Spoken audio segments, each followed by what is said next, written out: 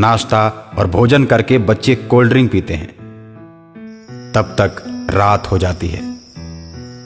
Birthday wish करने में समय का ख्याल ही नहीं रहा। काफी रात हो चुकी है और देखो ठंड भी बढ़ गई है। अंकल, हमारे मम्मी पापा बेचैन होंगे, बहुत परेशान होंगे। हमें हमारे घर पर गाड़ी से हमें ड्रॉप कर दीजिए। बच्चों की जिद के आगे सोनू के पापा को झुकना पड़ा और एक एक करके सभी बच्चों को सोनू के पापा ने उनके घर छोड़ दिया। लेकिन गाड़ी में केवल एक बच्चा रह गया। अरे बेटा, तुम्हारा घर किधर है? मेरा नाम टिंकू है। मैं अनाथ आश्रम में पला हूं। मेरा कोई घर नहीं है। अंकल, मुझे अपने साथ ही ले चलो। मैं सोनू के साथ 2-4 दिन रह लूंगा। उसके बाद फिर कहीं दूसरी जगह चला जाऊंगा। उस अनाथ बच्चे को देखकर सोनू के पापा को उस पर दया आ गई और उसे अपने घर लेकर चल दिए। बेटे टिंकू, जब ऐसी बात थी तो तुम सोनू के साथ घर पर ही रह जाते। बच्चों के साथ क्यों आ गए? अंकल जी, मैंने सोचा जाते वक्त तो बच्चे आपके साथ रहेंगे, लेकिन बच्चों को छोड़कर जब आप वापस आएंगे तो आप अकेले पड़ जाएंगे। फिर आपको रात में अकेले घर जाने में परेशानी होगी, इसलिए मैं आपके साथ हो लिया। तुमने मेरा बहुत ही ख्याल रखा। अंकल, मैंने सुना है बीच रास्ते में शैतानी इलाका पड़ता है।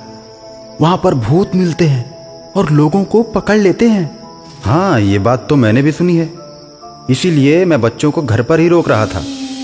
अभी दोनों ये बात कर ही रहे होते हैं कि गाड़ी शैतानी इलाके की तरफ बढ़ जाती है। बीच रोड पर ही शैतान का एक बच्चा जोर जोर से रो रहा है, जिसे देखकर सोनू के पापा गाड़ी का ब्रेक लगाते हैं। लेकिन गाड़ी रुक नहीं पाती और गाड़ी का ब्रेक फेल हो जाता है।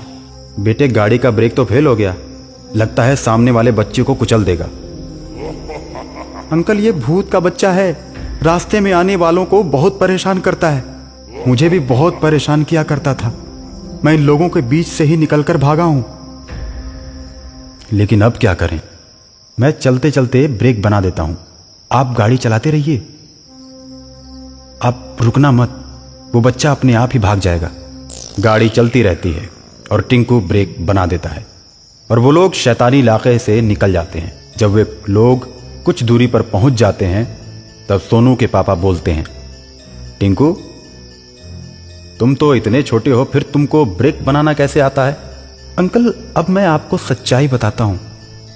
दरअसल मैं कोई अनाथ बच्चा नहीं हूं। मैं भी एक भूत ही हूं। तभी मैं सब कुछ जानता हूं। इतना कहते ही टिंकू का चेहरा नीला हो जाता है। टिंकू को देखकर और टिंकू की ये बात सुनकर सोनू के पापा थोड़ा डर जाते हैं। अंकल, आप डरिए नहीं। मैं भूत जरूर हूं, लेकिन अच्छा भूत हूं। मैं किसी को नहीं मारता। लेकिन तुम इंसानों के बीच क्या कर रहे हो? तुमको तो अपने भूतों के पास रहना चाहिए। अंकल, पहले भूतिया इलाके में मैं रहता था। सब मुझे बहुत मानते थे, मुझसे बहुत प्यार करते थे। मैं भी सबको बहुत प्यार करता था, लेकिन सभी लोग इंसानों को खूब मारते थे। वो बात मुझे अच्छी नहीं लगती थी। मैं मना करता तो वो लोग मुझे भी डांट देते थे। लेकिन तुम अपना घर क्यों छोड़ दिए? अंकल, एक दिन मेरे पापा मेरे एक इंसानी दोस्त को पकड़ लाए थे, जिसके साथ मैं छुप छुप कर खेलता रहता था। जब मैंने देखा कि पापा मेरे दोस्त को खा जाएंगे तो मैं उसको लेकर भाग आया और तब से मैं अपने घर नहीं गया। टिंकू भूत इतनी बात बोल ही रहा होता है कि तभी सामने टिंकू का बाप आकर खड़ा हो जाता है और गाड़ी रोक देता है, जिसे देखकर सोनू के पापा बहुत डर जाते हैं। तो टिंकू सोनू के पापा को समझाता है और बताता है कि ये मेरे पापा हैं, मेरे रहते ये आपको कुछ नहीं करेंगे। तब जाकर सोनू के पापा का डर कम हो जाता है।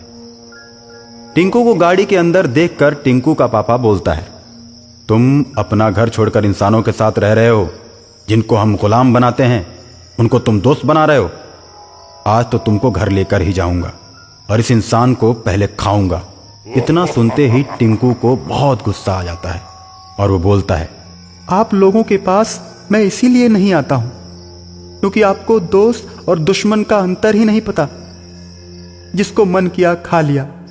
ठीक है, अगर तुम चाहते हो कि इस आदमी को मैं छोड़ दूं और किसी इंसान को गुलाम ना बनाऊं, तो तुमको एक वचन देना होगा। बोलिए पापा। तुमको घर चलना पड़ेगा और हम सब के साथ रहना पड़ेगा। ठीक है पापा। इसके बाद टिंकू अपने पापा के साथ भूतिया इलाके में चला जाता है और फिर कोई भूत किसी इंसान को अपना गुलाम नहीं बनाता। उसके बाद से उस इलाके के सारे लोग खुशहाली से रहने लगते हैं